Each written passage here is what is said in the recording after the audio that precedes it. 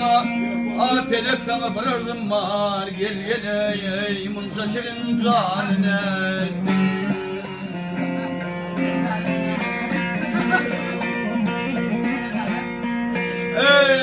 ey bir neçe yardık halim var gel gel ey adam huvene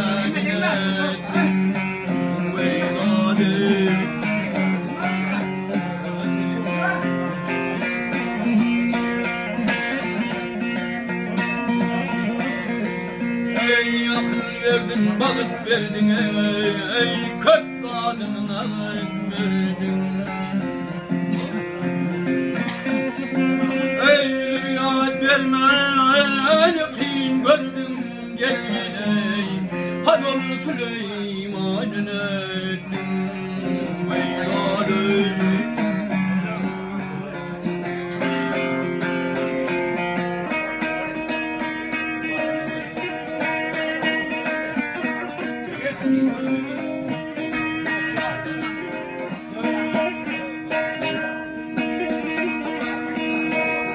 Takmadı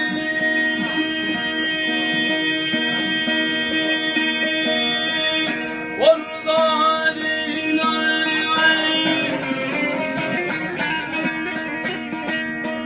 ey hak yetişmedi dağına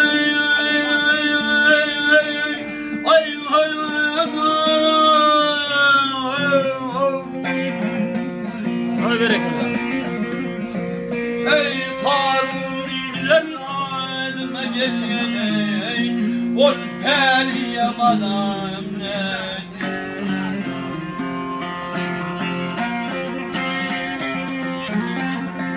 ey Harun idiler adına gel ey ol peliye madam ne veyladi.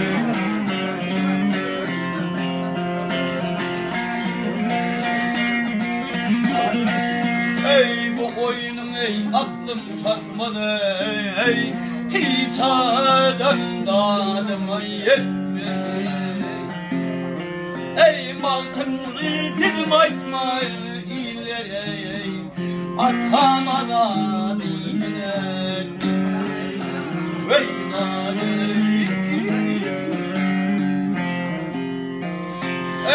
ey maltımını dedim aytma dostlar ey atamadan